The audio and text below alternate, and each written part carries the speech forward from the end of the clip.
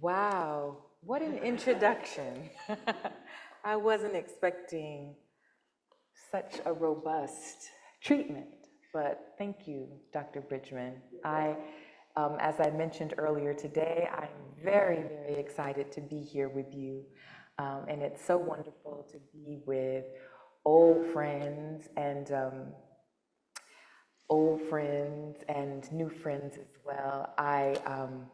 It was interesting because I was talking to Dean Bridgman earlier today, and we were, when she reached out to me to invite me here, she mentioned that I would be staying on campus, and I know the on-campus facilities at Yale are like, and I said, I can stay anywhere for one day. So of course I will come, and the on-campus facilities here are so beautiful. Just, completely blew my mind. And then I remembered that Dr. Bridgman and I, we've traveled the world together. We've been in Brazil together. We've been, I think, in Ghana together. We've stayed, child, with the band, the what are they called? The monkeys and the animals climbing through the walls. So she knows that I can stay just about anywhere. But what a beautiful edifice that you have here at MTSO. To President Rundell, thank you so much for your warm welcome and for your hospitality toward me during my short visit in Delaware, Ohio. Again, to Dean Bridgman, it's always a blessing to be with you. We go way back. Like she said, I have kids now, but she knew me back when. To Dean Boyer for her administrative hospitality. I don't know if she's here, but I spoke with her earlier today. To Alicia, who brought me a cranberry juice in like random requests. And to all of the students who have come back for this evening's conversation. Again, I'm just so full to be able, it's such a privilege and a blessing to be able to share thought with others and to be engaged on kind of the fundaments of that thought. So today I'll be talking to you on the subject Christianity, Gender, and Violence, a womanist prolegomenon to ecclesial considerations. And let's see how it goes. A house of prayer for all people, a surrogate world, a nation within a nation, a fellowship of believers, a communion of saints, an ark of safety, a sanctuary of peace, and even, as my grandmother might say, an old ship of Zion that has landed many 1,000. These are but some of the perfunctory symbols and images that come to mind when contemplating the spiritual identity of the Black church in the United States. Normative consideration of the Black church also engenders political indices that mark it as a principal moral arbiter of a national inheritance that is saturated with the blood of indigenous genocide and African enslavement. The historical record is crystal clear. From abolition and its concomitant slave revolts to white women's suffrage and protracted struggles against Jim Crow and for civil rights, from combating voter suppression and challenging the evils of the prison industrial complex and contending with the disproportionate public health implications of the COVID-19 global pandemic on communities of African descent, especially in the US. The Black church has been a site of spiritual and social refuge from externally imposed anti-Black violence, and it continues to occupy public and theological imagination as a harbinger of divine justice-making in the public square. But let's tell the whole truth. Since the early 20th century, arguments countering single non-dialectical typological views of Black churches have been asserted in order to account for their diverse complexity as social institutions. In some ways, the definitive claim that Black churches are not homogeneous has disrupted the univocal emphasis on the moral efficacy of African American Christianity. The ambiguity of Black church identity has instead been reestablished upon the critical assertion that Black churches inhabit a series of dialectical tensions, often without synthesis or resolution. C. Eric Lincoln and Lawrence H. Mamiya's groundbreaking late 20th century study examined these dynamic polarities and, as opposed to prior interpretive schemes, advanced a dialectical model that clarifies the broad spectrum of Black church identities. African American Christian institutions, priestly and prophetic, otherworldly and thisworldly, universalist and particularist, resistance-driven and accommodationist, are theologically and methodologically heterogeneous. As such, they move back and forth along a continuum of tension, struggle, and change in response to varying issues and social conditions. Black church studies broadly accepts Lincoln and Mamiya's dialectical model as the paradigmatic standard for assessing the historical dynamism of the African American Christian experience. In fact, its long-standing viability has been recapitulated more recently in Raphael G. Warnock's examination of piety and protest in Black theology. The model, however, is limited by its inadequate endeavor to evaluate a church's potential for institutional, theological, and social continuity solely with other Christian institutions. Said differently, Lincoln and Mamiya's dialectic has been principally deployed to assess how Black churches are constituted in relation to other Black churches, based on their responsiveness or lack thereof to externally imposed mechanisms of anti-Blackness. The dialectical model has served as a church-to-church evaluative tool. To this end, a church may be characterized as thisworldly, particularist, resistance-driven institutions, and another church may be described as an otherworldly, universalist, and accommodationist institution in orientation. Interestingly enough, the dialectical model has not been applied in ways that map complex dialectical tensions that are internal to respective Black churches and its sub-traditions. It has not been employed toward the end of self-assessment that note the theological and moral variations within respective congregations and or traditions. Within the tradition of Black social Christianity, there is often misalignment between its progressive theologies of race and liberative racial politics and its unjust internal practices against those who do not wield normative power in intraracial contexts. From the standpoint of womanist theoethical concern for the entire community, the question thus emerges: how is it that the Black church can be anti-Black? How does social and theological heterogeneity map within Black churches, and what are its consequences for interracial communities? What if anti-Blackness is not only externally imposed from the boundary of interracial confluence, but is constitutive of intraracial interiority, of rather the intraracial interiority of Black churches themselves?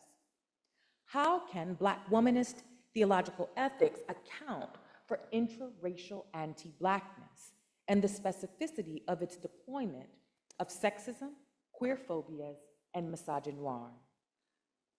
Given its emphasis on the significance of Black male self-assertion, the Black church has historically minimized gender discourse that centers Black women, privileged masculinity as the primary site of political subjectivity, and prioritized racism as the principal barrier to Black freedom. In fact, exposing the ways that Black masculinism participates in gendered anti-Blackness has often been characterized as a measure of Black women's racial treason. Ask me how I know. The outrageous nerve to shift focus from the communal ubiquity of Black racial subordination has largely been characterized as a disgrace to the race that casts Black on Black participation in intracommunal death dealing and justice as equivalent to the insidiousness of white supremacy. But this could not be further from the truth.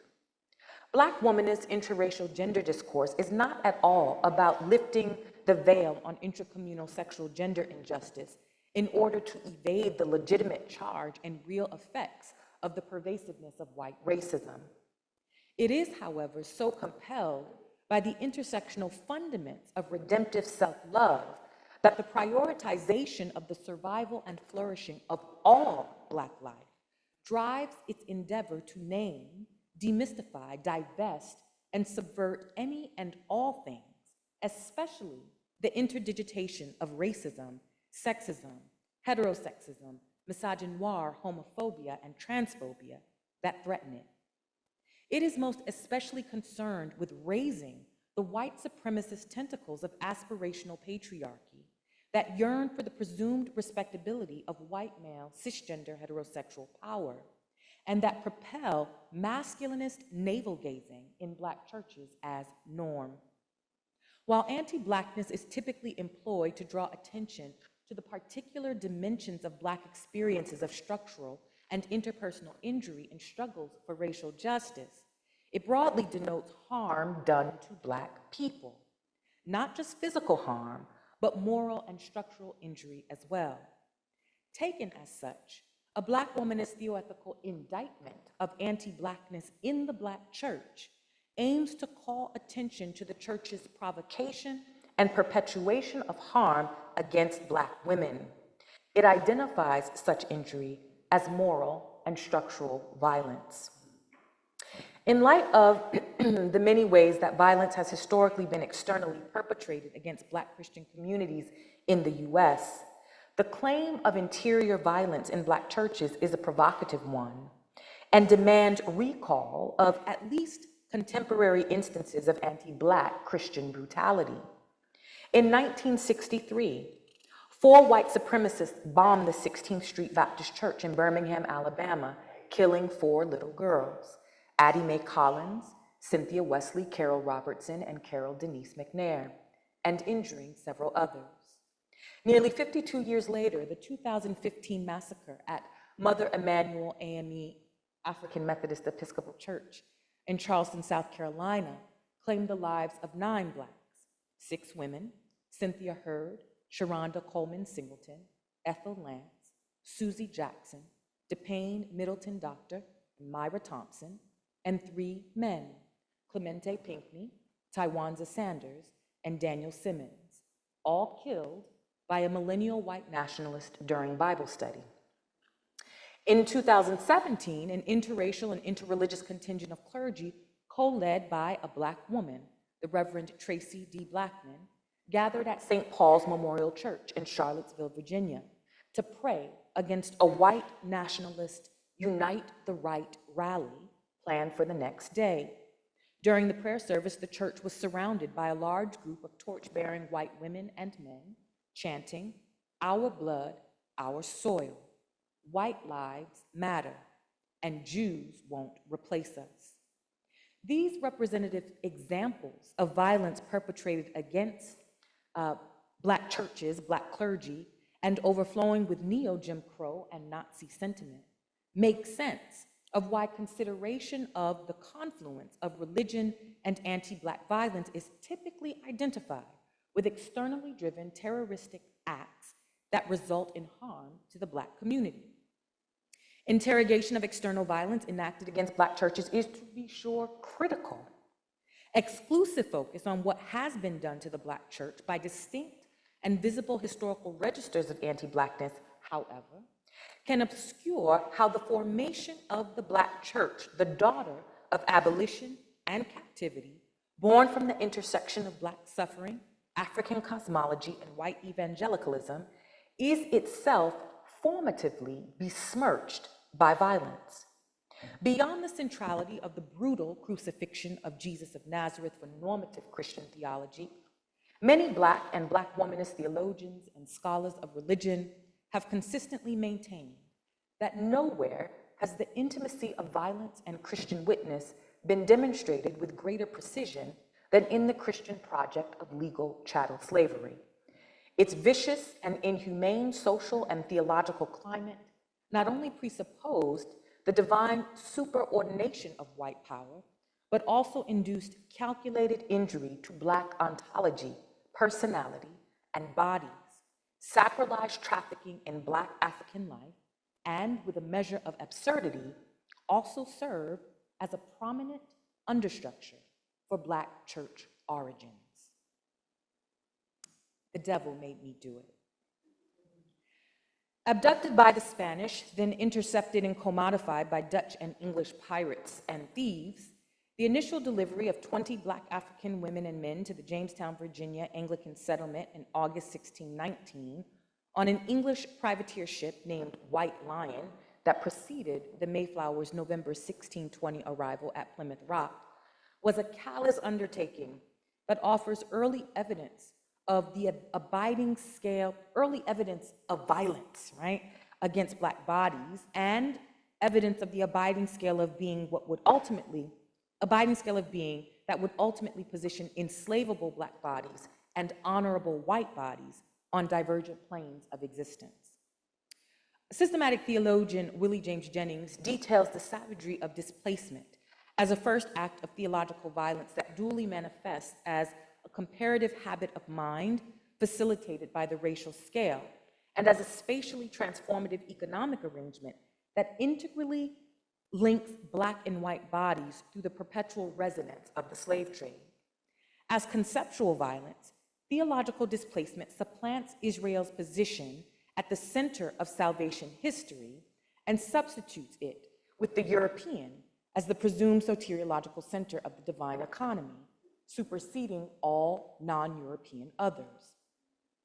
While destabilizing and reconfiguring Israel's divine election, displacement in this regard does not explicitly eliminate the concept of a chosen Jewish people. It presumes, rather, that divine election and rejection are subject to European discernment, thereby affixing the European aesthetic to the hegemony of Christian images and imagination. This white Christian imagination, or what womanist ethics might identify as an element of the fantastic hegemonic imagination, is the groundwork of the unrelenting racial hierarchy that inaugurated the modern world. The hegemonic European aesthetic that propels the Christian imagination is phenomenologically anti-Black, insofar as it strips the Black African body of its human beingness and binds it instead to unrelenting aesthetic judgments that designate the Black African as incapable of religion, of naturally low intelligence, lacking culture, and given to barbarism and savage living as a brute beast. The theological displacement of Black life and destiny as existentially reprobate, degenerate, dishonorable, scorned, bestial, and beyond salvageability begins with the eviction of Israel's divine election and the absorption of Western man as the ideal Christian or human.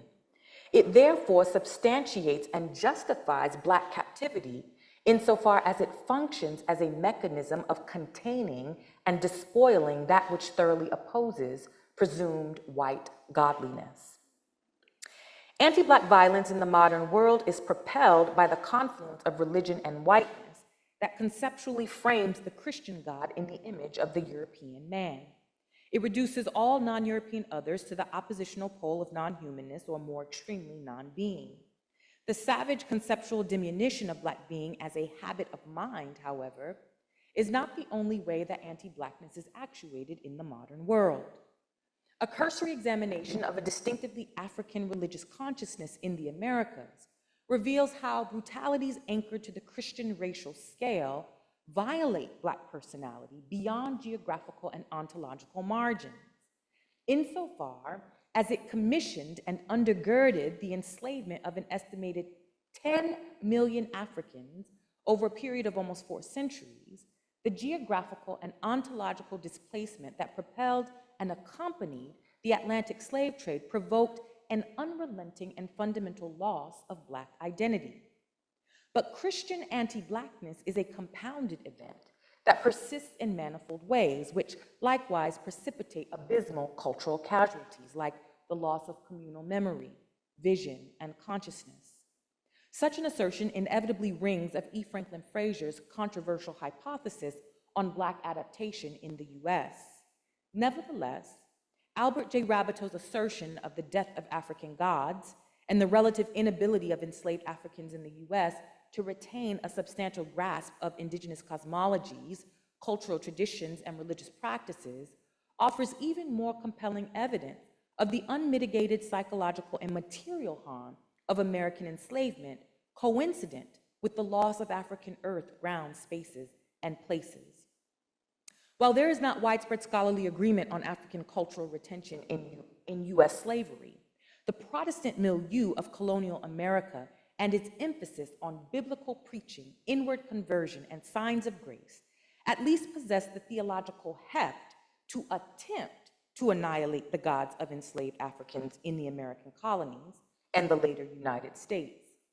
Colonial white evangelicalism combatively demonized African practices of religious fraternity, vilified the utility of sacramentals, and maligned and criminalized the purpose of sacred observations that would support an abiding African theology and cult organization.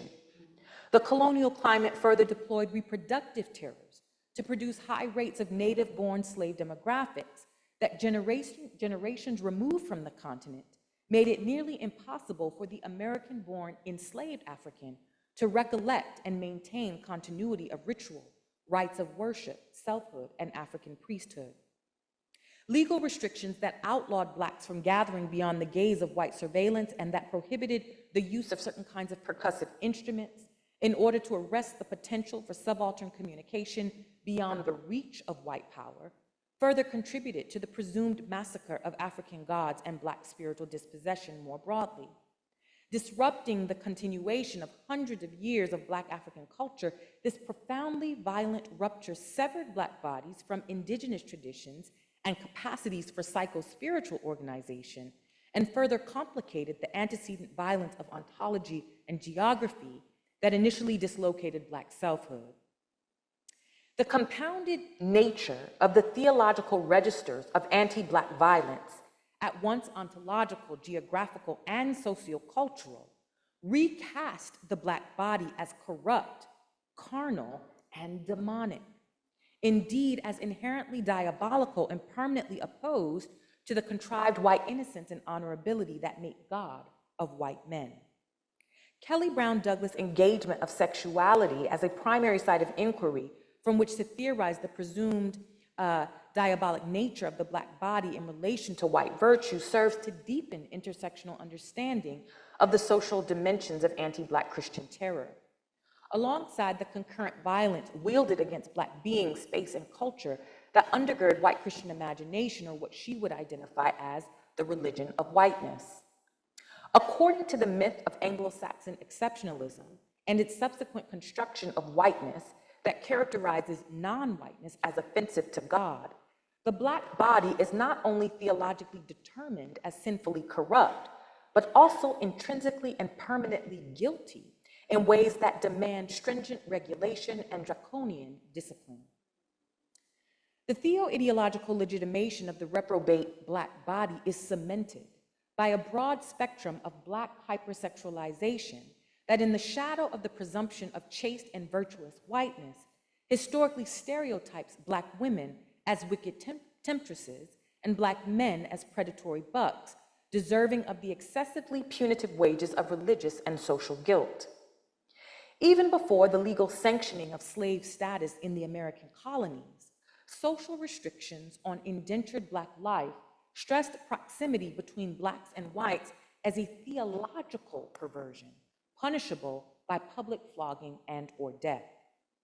Laws of Virginia, a detailed account of the sexual transgression of one Hugh Davis, a white male indentured servant in 1630 Virginia, offers an intriguing glimpse at how the social indicators of gender and sexuality participate in the ontological reconstitution of the Black body according to the logics of anti-Black Christian terror that mark it as irrevocably subordinate to whiteness and thus as fundamentally guilty. Although laws is typically invoked to assess the complex legal history of miscegenation law and to demonstrate how racial segregation was enforced from the very beginnings of the democratic experiment, it also clarifies the intimate link between white Christianity and anti-Blackness that was legally sanctioned by colonial statutory race segregation.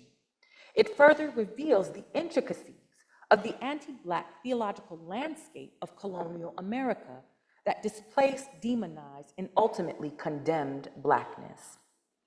In September 1630, Davis was convicted by the Virginia Assembly for, quote, abusing himself to the dishonor of God and the shame of Christians by defiling his body and lying with a negress, end quote.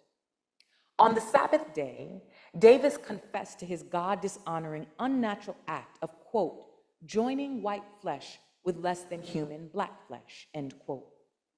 In a sardonic admixture of prayer and punishment, Davis, an indentured servant himself, was then publicly whipped for transgressing the, quote, customary practices of discriminating against Blacks, end quote. A peculiar mimesis seemingly emerged in relation to white Christian propriety that compelled Davis to petition the Lord before a mixed assembly of free white and indentured African witnesses. Quote, forgive me, Lord, for I have sinned. I have defiled myself inside a Black woman's flesh, an ultimate representation of communing with the devil, end quote. Although there is no record of the name of the Black woman with whom Davis defiled himself, she is explicitly distinguished above as a representation of the devil. The unnamed Black woman, nay, African female subject, is branded as a mechanism of malevolent destruction, the visible and objectified other of mimetic desire. She harbors capacity to profane and contaminate white men in ways that dishonor God and bring shame to the church.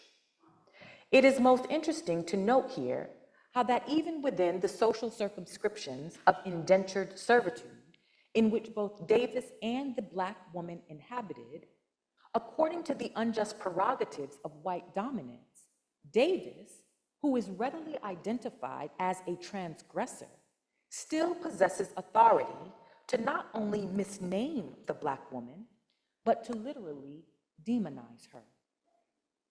In this instance, the confession of the poor man, the man who is himself economically subordinate to the arbiters of power, reduces the Black woman's body to the quintessence of evil. She is remade as the not human, but as a reprobate, destructive, and irresistible being for not only the purpose of his depraved satisfaction, but also and intriguingly being for his absolution by way of civic and sacred clemency. Davis' confession misnames the already unnamed Black woman, who is further displaced from her body through the pornotroping lens that necessarily accompanies thingification. The unnamed Black woman emerges as a thing from the alterity of European ego and its consistent displacement and defacement of Black African personality.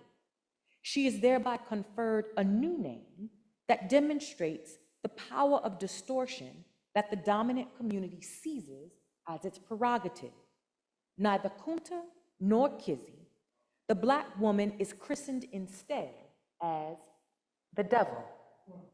She is the source of an irresistible, destructive sensuality that is puzzlingly based on the confluence of her race, gender, class, and sexual subordination to white power, such that, quite literally, the devil made him do it. René Girard's scapegoat theory elucidates the complexities of white Christian violence against Black bodies and offers a critical theoretical lens from which to interpret the nuances of anti-Blackness. In Laws of Virginia, Girard's mimetic triangle is constituted by the model, right, the arbiters of white Christian power, by the subject, the white aspirant, Hugh Davis, and the object, whiteness itself. Accordingly, when two or more parties desire the same thing in the case of laws, whiteness, mimetic desire, that is, imitating desire, necessarily generates violence, right?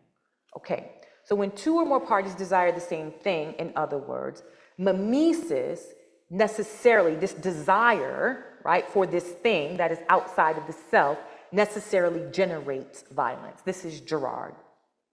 Yearning for whiteness and the godliness, holiness, exceptionalism that it imbues through its multiple registers of displacement, which manifests, as we've discussed, ontologically, geographically, and socioculturally, induces intragroup rivalry and fragmentation between the model of whiteness inhabited by arbiters of power and the subject aspirant, who, even while typically white, as in the case of Hugh Davis, deviates from normative whiteness due to economic, gender, and/or sexual subordination. Nevertheless, the subject aspirant desires and/or aspires to the triangulated object, or what Brown Douglas would identify as becoming white. In order to divert intragroup aggression away from itself, that is, in order to diffuse intragroup hostilities arising from the model subject desire for the object of whiteness, this is, I'm sorry, this is an aside, but this is January 6th now. This mimetic desire that I'm talking about, this is January 6th, okay? We can talk about that. Okay, okay. So in order to divert intragroup aggression away from itself, that is, in order to diffuse intragroup hostilities arising from the model subject desire for the object of whiteness, the triangle necessarily fabricates fantastic hegemonic myths, taboos, and prohibitions that differentiate between the model subject and those deemed other, according to recognizable distinctions. The other, who is always an innocent victim and marginal to the model group, is also inherently guilty. The innocent other, nonetheless, accused of perpetuating societal chaos, is thus identified as the scapegoat. She is remade and then diagnosed at the interstices of the mimetic triangle's aggression, differentiation, and diversion. At once, she is the Black woman who becomes the devil, and therefore is the source of white Christian defilement that demands violent response. I quote, "The scapegoat becomes the reprobate, which allows satiation of lust and thirst for calm. Once the scapegoat is identified, the dominant group can release its rage and fear and violent sensibilities and gain a sense of peaceful community. This shift invokes a sacred structure rooted in a sacrificial sacred altar, the center of recreating, creating, and recreating communal social solidarity. The success of the scapegoating process often turns on the victim's invisibility or on being named or experienced as other," end quote. The scapegoat is the coerced surrogate that legitimates punishment, or rather a group's destructive activity that is characterized by its acts of unjust violence and persecuting discrimination against an innocent other, like the unnamed Black woman who was unable or unwilling to fight back.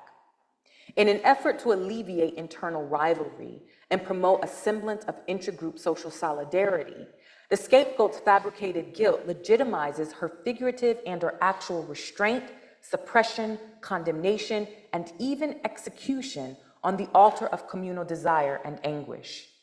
The unnamed Black woman in laws, then, is both Black guilt and white absolution, and as such, her figurative and/or actual destruction vindicates the guilt of the instigators of oppression and sustains the specious internal unity and peace upon which the initial democratic experiment advanced. Never mind the fact that there was no peace for Black women in the colonial Americas under the slavocracy or its subsequent Jim Crow law. Most all miscegenation statutes neglect the pungent historical record of slave testimony and other evidence of white sin, which underscore the conditions in colonial America that made Black women regular targets of racism, rape, and other forms of sexual assault.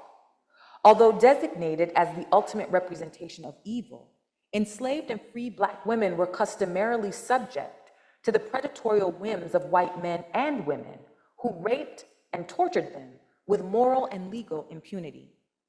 While symbolic substitution allowed the dominant class to misname Black women according to the logics of hypersexualization that imagined them as insatiable, libidinous, wanton, and therefore unrapeable, the melodic evidence that emerged from Black women's loins time and again told a different story. But not even the savage incongruity of Black women's truth and the lie of their unrapeability, however, could provoke theological crisis in the Christian community. The rape of Black women by white men served rather to reinforce their fundamentally degraded subjectivity, while fortifying the concept of racialized guilt that ultimately ensnares the Black body in perpetuity.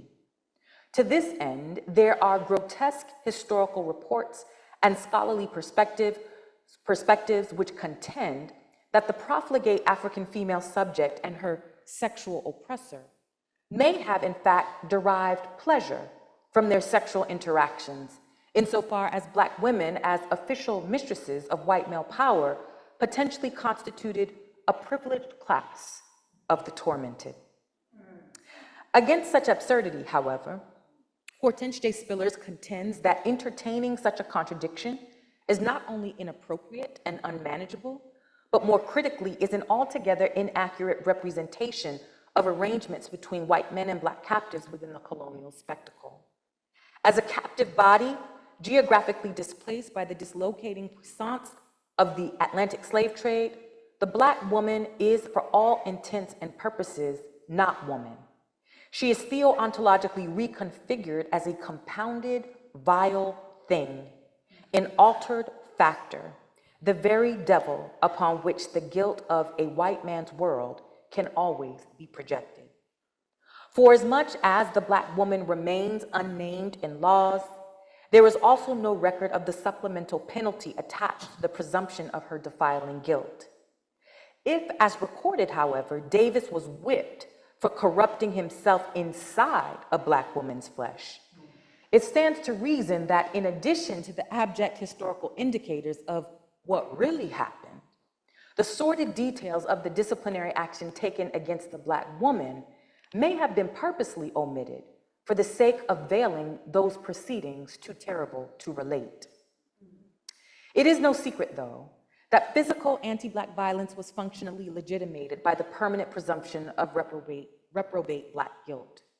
The guilty Black body was the principal emblem of modern displacement and the target of consolidated Christian effort to define itself and an other group by turning its own quest for power against those who seemingly cannot retaliate.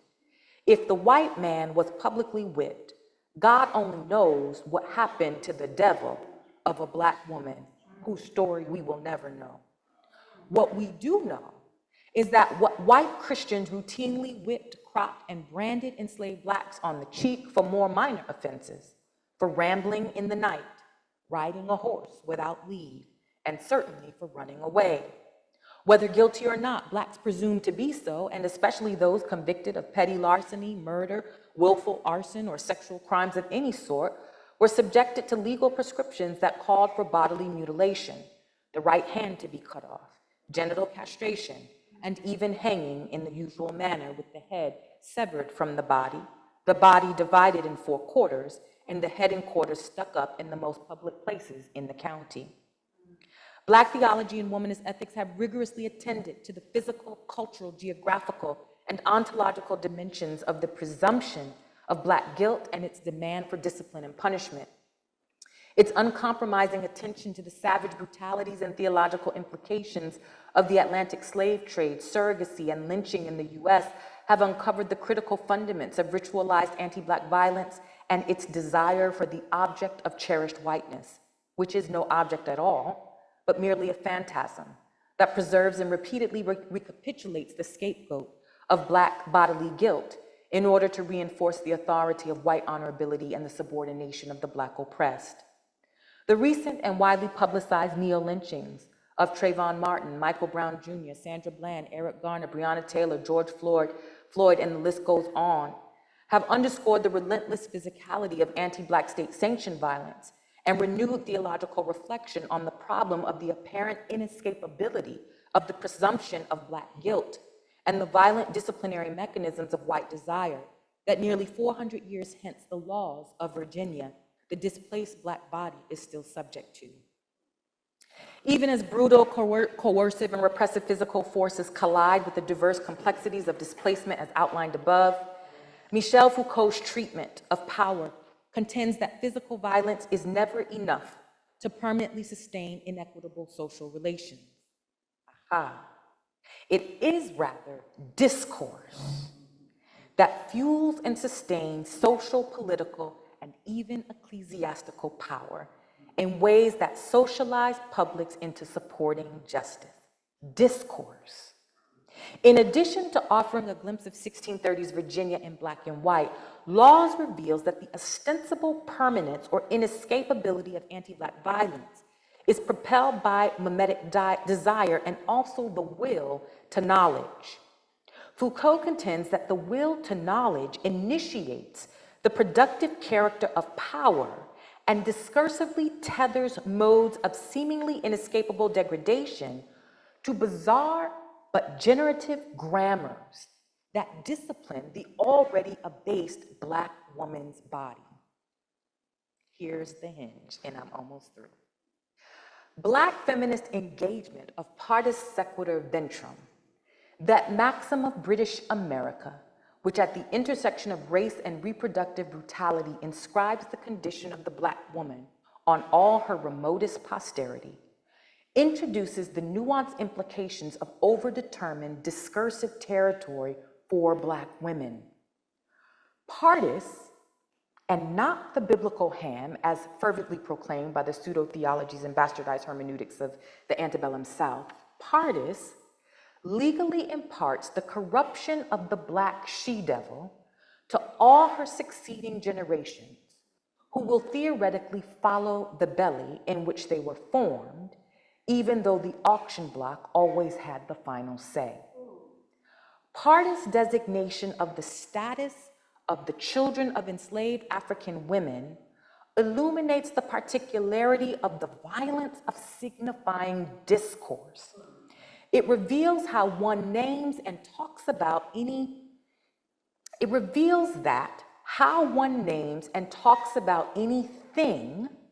can function as a sort of telegraphic coding so loaded with mythical prepossession that there is no easy way for the agents buried beneath the grammar to come clean. The intersection of race, gender, class oppression, and coerced heterosexuality, the very substance of Black women's everydayness, reveals a direct link between the will to power that under the British colonial regime and its subsequent US slaveocracy always incites melodic rape, Black women's reproductive capacities, capitalist acquisition, and the will to knowledge that discursively demonizes, calling the Black woman the devil. That is a discursive demonization, a grammar of the demonic. At these too often uninterrogated interstices, Black women are not merely identified as sinners, which might at least give the appearance that repentance and forgiveness could be approximated. Here, however, the germinal mechanisms of Black ontological, spatial, and cultural degradation are amplified by a bizarre theological grammar that identifies the Black woman as consubstantial with the devil. This is why lap scarves are a thing. Let me make it plain. This is why lap scarves, in Black churches where Black women, this is why, right? Pantyhose, no pants, no earrings. I'm just making it plain. And I'm trying to say that this is violence. It is not the physical violence that I've just discussed that is the crucible for Black church origins. I'm saying that the Black church is born, this is my first book, at the intersection of abolition and enslavement. It is born out of a violent project as in resistance to it, but you can't escape the mother without intention.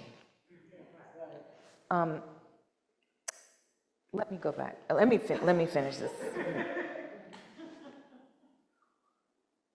This is the grammar, the theological grammar, what I call, I'm just going to stop here, what I call epistemic violence, a violence of grammar that is going to destroy us.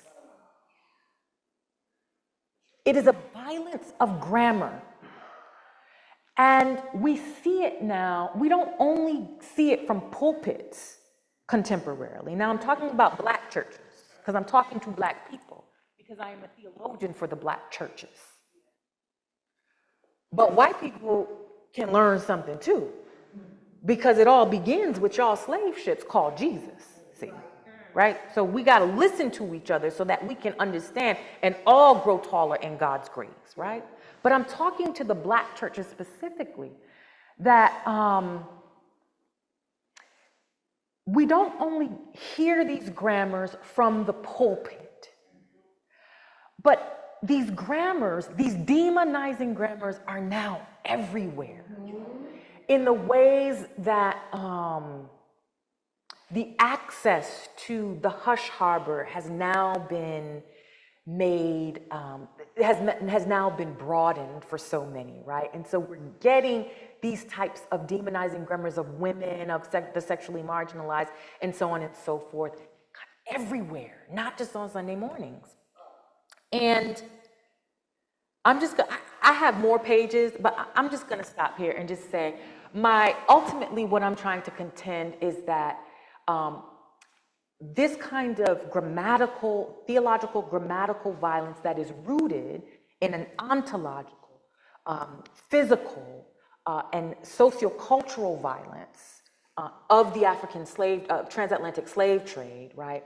This theological grammatical violence, which leads to epistemic violence, which leads to epistemic erasure of Black women specifically, is going to be the death of us. It is a particular burden that Black women who love the church, because as Marcia Y. Riggs says, it is a church where we, some of us, have actually encountered a God of justice amidst all the other stuff.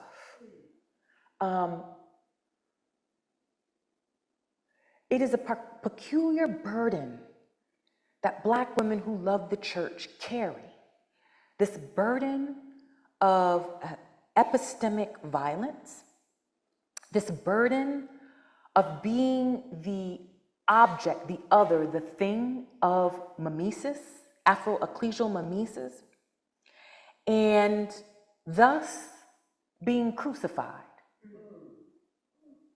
day after day. I want to say, ultimately, that because anti-Blackness is not inherent to Black church identity in its origins, but is learned based on the social context, we can turn this thing around. That's the hope.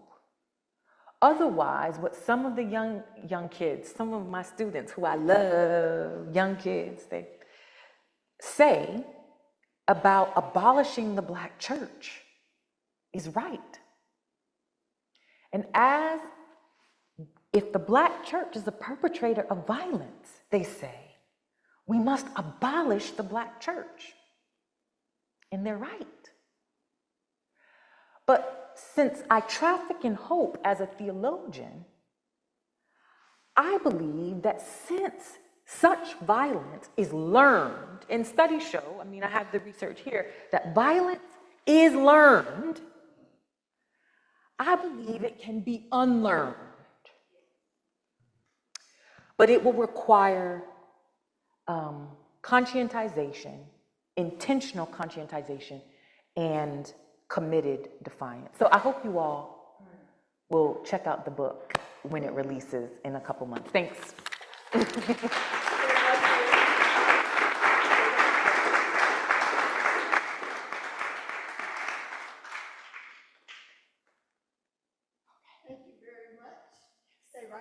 Okay.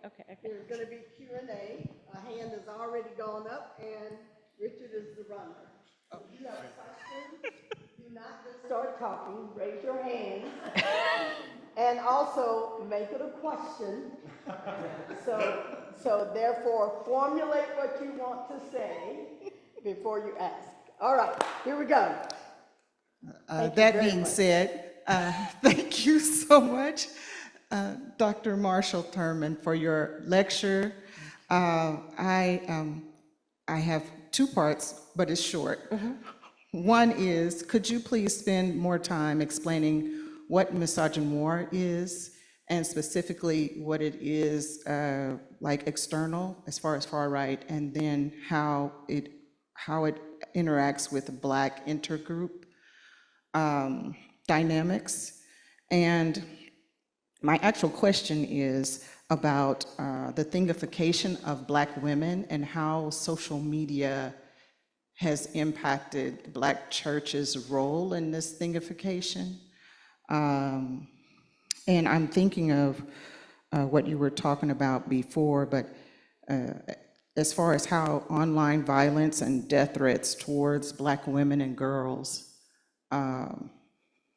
and this idea of a digital fantastic hegemonic imagination, how that expands what you've been talking about before in terms of the grammar of the demonic. Wow, that was a lot. Thank you so much, Alonda, for the questions. So, the internal and external dimensions of misogynoir. So, misogynoir is a brand of hate, specifically directed at Black women. And it is, I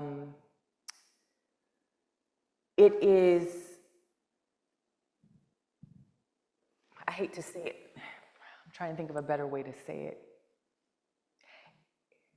It's a, I'm thinking about Stacey Floyd Thomas here and how she talks about how she theorizes womanism in her book, A Deeper Shade of Purple, building off of course, Alice Walker and, womanist is to feminist as purple is to lavender, right? And so immediately I want to say misogynoir is a deeper shade of misogyny. It is the kind of robust specificity of hate against Black women. And it has interior and external dimensions.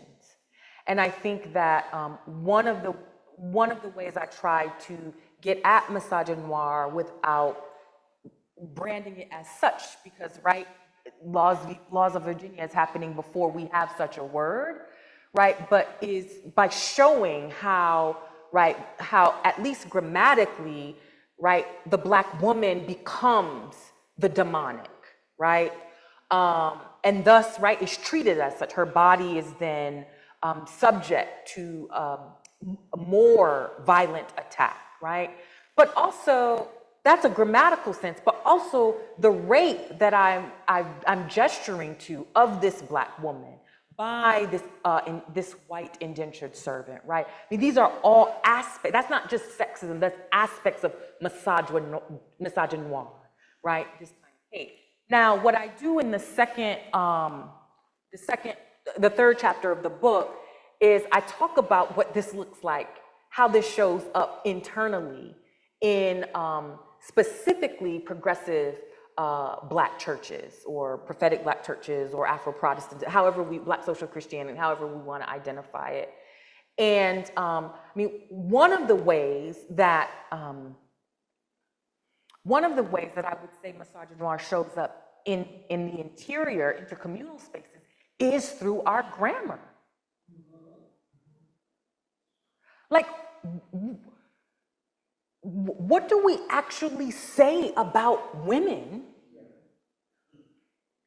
specifically in Black churches? that is in part misogynoir. But right, I have so many case studies here. Jamal Bryant, these hoes ain't loyal. Aretha Franklin's funeral. I'm trying to decide if I wanna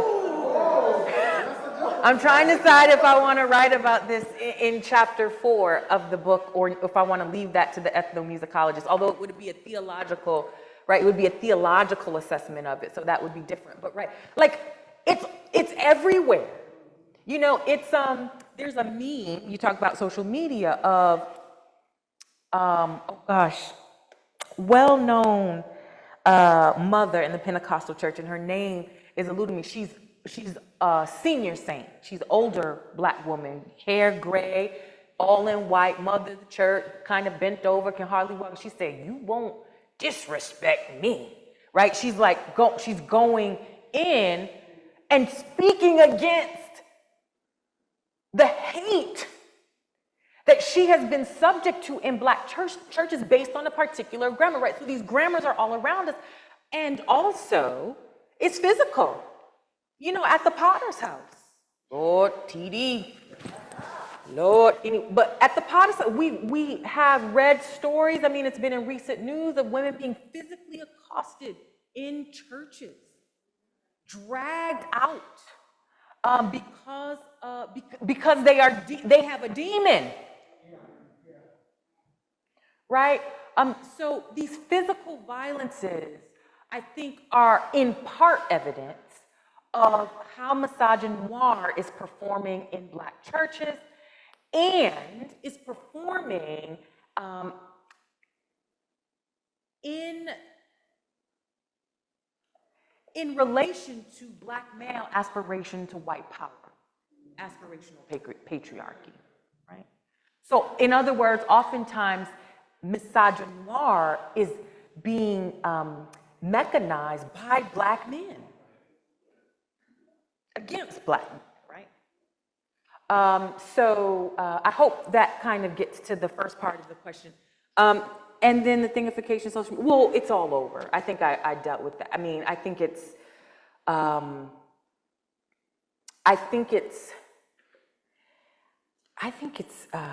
that's something that you need to write about, because that's your work. Connie Willis, I was thinking of Connie Willis, right? Yeah. Particularly as an example of that. So it's everywhere. Or the adultification of Black girls, making Black girls older than they are, and therefore justifying the rape and assault against them. Well, I've been following, and I want to be careful here, but I've recently been following this story about Aoki Lee Simmons and Russell Simmons and Kimora Lee Simmons' daughter, and in her language, her boyfriend, who's a 64-year-old restaurateur, and she's recently 21. And the images surrounding that, are, to your point, she is technically, 21 is an adult, but it is just, it's very troublesome. It is very troublesome and Jeffersonian in aesthetic. So. Yeah, thank you. I really have enjoyed this enormously. I guess my question is from somebody who's outside the academy. So I'm like 4th generation Pentecostal, apostolic, black church. And part of the challenge, I think, is everything that you've articulated about misogynoir within the Black church in support of patriarchal norms and aspirations towards whiteness is absolutely present. The challenge, though, I think, is for folks, for women, and like I said, I'm going to be 70 this year, so for women of my generation, what is the substitute for the Black church? Because what I see as the problematic norms of white supremacy in the Black church, I see in the Divine Nine, I see that in all of these other kinds of institutions as well. And the question then is, once those things are removed, what are we going to replace it with? Wow, I love the question. So first, let me say thank you so much for speaking your social location into this context. Because in the first chapter of the book, I actually talk about a tradition emerging from a feminist tradition, Black feminist tradition, and womanist traditions emerging from Pentecostal contexts that have, I think, I would say, beginning with persons like Cheryl Townsend Gilkes, as well as Anthea Butler, Marla Fredericks, to a certain extent, Carrie Day,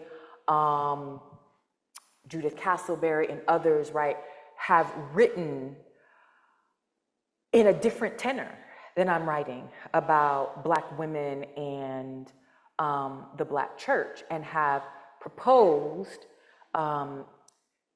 that, especially within these Pentecostal contexts, Black women do wield certain kind of authority and power in women's spaces, right? And so I want to leave room for that and underscore how important consideration of these arguments and texts is for like a full development of what I'm trying to say, more in the lane of a Dolores Williams or Marcia Riggs or Kelly Brown Douglas. And so the question for me, I'm not trying to and this is the thing, right? Like, I am not relinquishing the Black church to killers. So the object of my work, of my discourse, is not to say, burn the church down because it's a patriarchal project. And that could be criticized, right? Because my perspective could be criticized as, you know, kind of a mediating posture, right? As a posture of kind of redemptivity, of reclamation, of trying to transform from within. But I believe that the work is not burning the church down. The work is not abolishing the church. The work is about abolishing the practices. So the practices of misogynoir, the practices, right? And part of that is kind of reconscientizing and or rethinking, relearning our faith. What's faith got to do with it? That's what, right? So that's definitely not about destroying the church or tearing it down. It's about moving closer to church. I mean, the argument fundamentally is that the church cannot be the project of Jesus if its modus operandi is violence.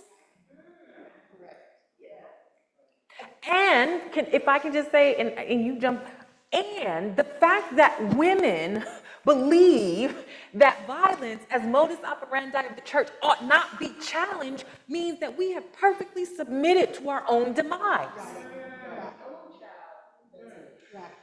So, chapter 6 is about what we ought to do, what we must do. But this is the title of the project. The title of the project in its largesse is Black Women's Burden. This is the burden. This is the burden. Just to say, as we get ready, you have a question? You have a question?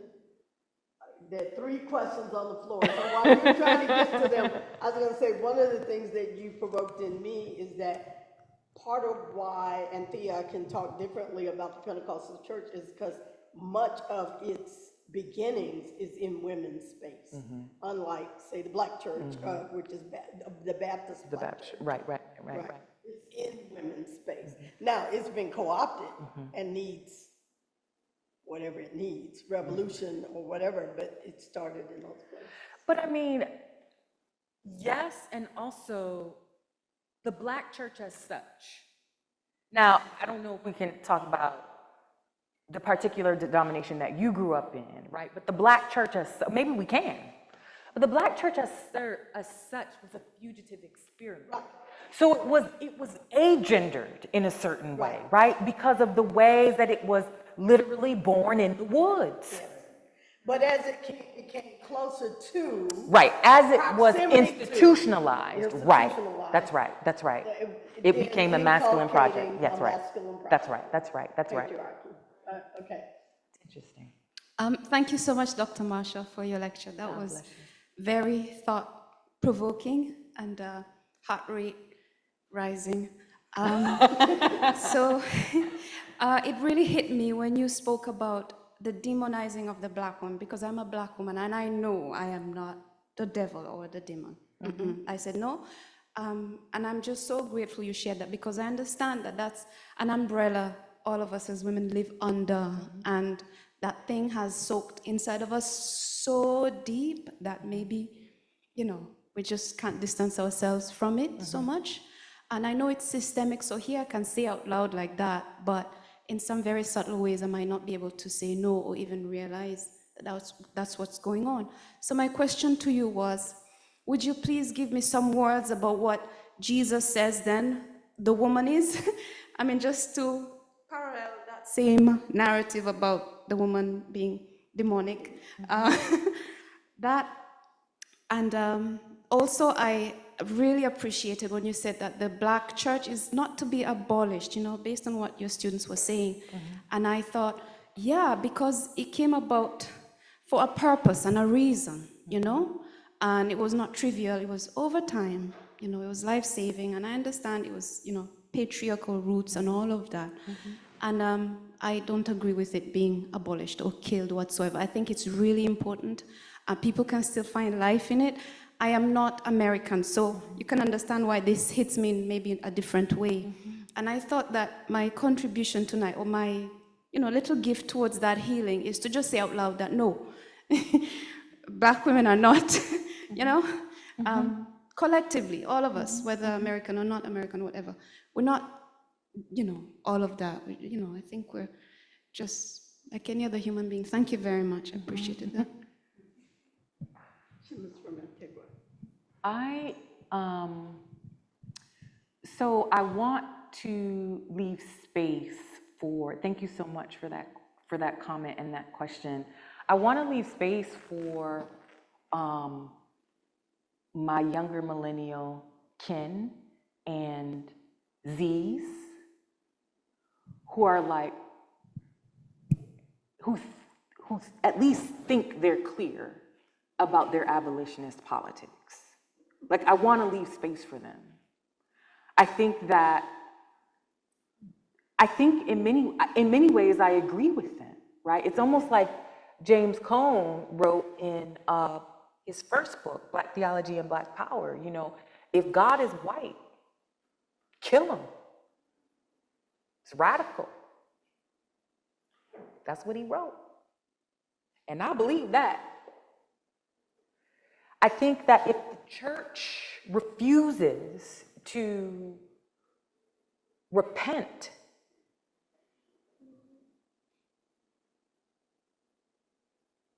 we've got a conversation to have about abolition. So I don't want to throw it away. I do want to leave ethical space for the argument. It is not my argument. My argument, I have to believe because of what I know the church can do. Not God. God can work anywhere. God can work anywhere. God can work in a club. God can work in this room. God can work anywhere. It's not what God can do. I know what the church can do, right? As a mechanism of God's power. But God's power is not confined to the church, right? But as a mechanism of God's power, I've seen for myself what the church can do. So I have to have hope that the church can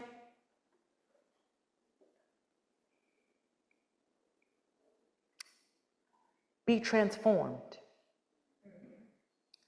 So I want to be clear about that I need to leave space for both to honor voices that are coming behind me and y'all, they think I'm radical, have a much more radical discourse. There's room for that.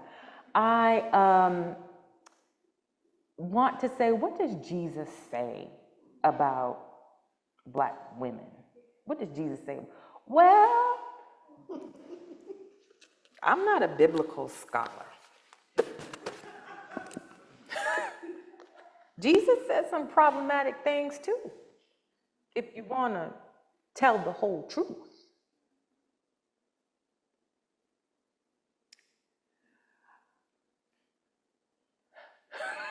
I'll just leave that there. You'll have to come back. Vernell and then,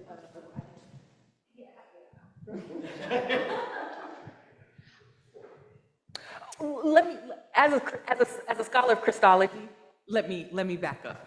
Let me say, Jesus said, I'm not so sure that it's all in what Jesus says, although much is. But Jesus, as the Word incarnate, tells us something. So in my first book, I talk about that. I talk about what Jesus' body tells us. That's what I talk about. So you want to know what I'm not so sure it's in the red letters. I think we have to dig more deeply into the person of Christ in order to understand. See, because the whole "what would Jesus do" type movement is based on like, oh, well, what did Jesus say? Well, Jesus called women, the Samaritan woman, a dog. Right? I mean, but I think that it's the person operating in the kind of triunity of the Father and the Spirit that reveals to us what Jesus is doing and what Jesus is saying for the minoritized. And I commend that text to you. It's the only one like it that's going to tell you what Jesus says according to Black women, what Jesus' body says according to Black women, because Kelly Brown Douglas wrote the first, and then Jacqueline Grant wrote the second, and then Dolores Williams wrote something about Jesus too in chapter 6 of Sisters in the Wilderness. So I commend the book to you too. And I really latched on to your comments about this theological grammar that demonizes Black women. And my question is, I'm wondering, okay, what is the antidote? I'm a writer, so I'm like, can I write my way out of this? Can I help us write our way out of this? Do we develop a grammar that supersedes this grammar of demonization? And where does that start? I also teach adult women's Sunday school at a very Black full gospel Baptist church, where we talk about these things a lot, and I kind of see that. I've never said this to my pastor, but I kind of see that as like, this is where I am trying to introduce ideas and conversation that combats these very old ideas and stereotypes in helping make those connections, as you were saying, with white supremacist ideology about Black women. So my question, is that the answer to develop a new grammar of how we discuss these things? can we write our way out of it?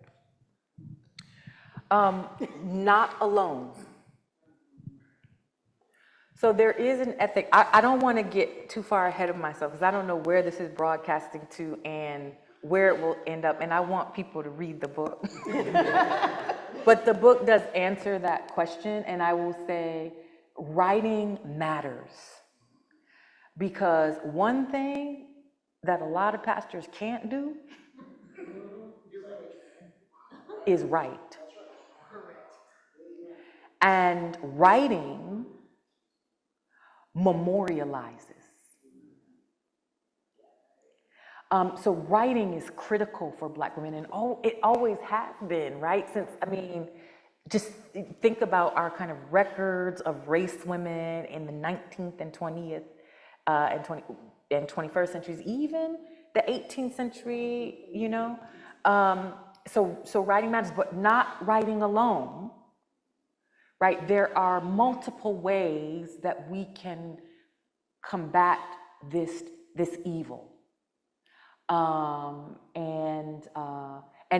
those multiple registers are kind of grounded in an ethic of defiance that we first have to embrace in order to kind of get at the work. So, yes, there are things we can do, and it's coming. Last question. Hi, Dr. Marshall Turman. I'm add to all the thank yous for this wonderful conversation and this morning as well, or this afternoon for your sermon. I'm a student. My name is Jalen. Okay. And so I wrote down my question because it was a lot of conversation. So when considering the misogynoir and violence against women in the Black church, and I'd also add queer individuals, in pursuit of these aspirational patriarchal norms, people in my generation and a little before and after have begun to leave the church because they're tired of the violence and mistreatment that they face within the church. So my question is, how do we get, or what conversations do we have with young people who have left the church or are considering leaving the church because of this violence and misogyny, patriarchy, to get them to revitalize their faith in the institution that is the Black church, because currently the institution is hurting them or hurt people they know, but it also has done great things as well. So what does a conversation look like with Black youth, with young Black women, queer, young Black folk, to fortify their trust in the church despite the violence and misogynoir? Which chapter is this? Because this has to be a chapter. Well, it's not a chapter specifically. I mean, it will be taken up in some ways in chapter 5, 4 and 5, as I talk about what we ought to do, right? Kind of the ethical implications of the argument. Because, right, a lot of, it's not just generational, right? It's a lot of people who are fed up and are walking out. And believe it or not, walking out is actually, it's a moral act. When you are despised in a place, like, you shouldn't just sit there. You should walk out and be loud about it, cuss, you know, and, you know, I really believe that. You sound like James Cole. Sue, you know. I believe that. But as it relates to young people specifically, this is a very big question, and I'm going to give you one, maybe 2 or 3 things. So one is the first act of dignifying.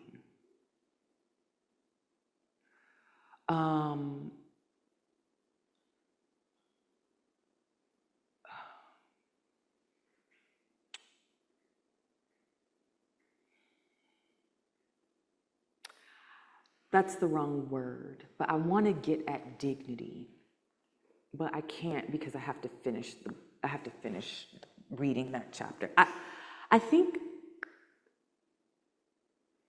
there is moral value in listening. And as Christians, as church folks, and especially as religious leaders who are so used to people listening to us, we're not good at listening to people. And so I think one part of, like, I'll say it, but it's not as precise as I would like my language to be, but I don't do well after 4 p.m., so bear with me. One way of imparting dignity or participating in one's own kind of dignified positioning, right, of walking out or resisting, right, of participating in that is listening. So the object, I don't see the object as like getting young people to come back into the church, getting queer people to come back into church, getting Black people to come into our church. Like, that's not the object for me. I think a first step is listening to what they have to say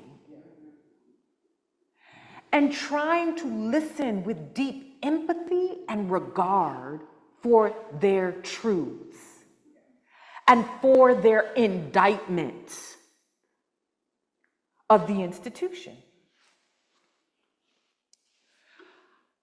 Our work will bear fruit, right?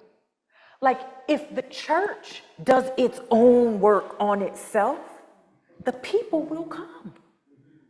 You're not gonna have to go out and do evangelism rallies on the corner to get people. If you are doing the work, the people will come. And one thing my pastor, may he rest in peace, used to say to me, not that evangelism is not necessary, but it's a different kind of evangelism mechanism at work. And he used to say to me, everybody has to pass through a church at some point. Right? Like, whether it's for your friend's funeral or the first funeral I preached I presided over. The first funeral I presided over was a 16-year-old young man, boy, who was killed by gun violence in New Jersey, and he was a blood. And the sanctuary was full, they all wore, the Bloods and the Rubies all wore their red, and it was the whole sanctuary and the balcony was full of bloods. Some of them may have never been in the church a day in their life, but they came that day. Now, the message that was preached was horrible. I'll never forget that, but I'm not going to speak on it. I'll just say that, it was just terrible.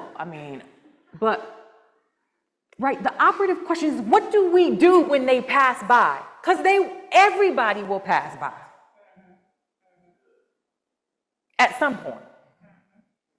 So, and what will we say? How will we welcome them? How will we show radical hospitality, right? Which is the identity of God. How will we, impart yearning for them to come back? Maybe not on a Sunday morning, but maybe just, for the Super Bowl party in January or February, or for, the question is not about them. Right? We ought to be listening to them and not, oh, you just mad. Oh, you just throwing shade. Y'all just talking about pastors. Y'all hate pastors. Y'all hate, it's not being petty, but listening. The question is about the church. But we don't want to ask questions of ourselves. And on that note, I'm gonna stop you. Because I can go on forever. No, because we gotta go. Oh, okay. And we praise can keep this conversation going tomorrow at 10.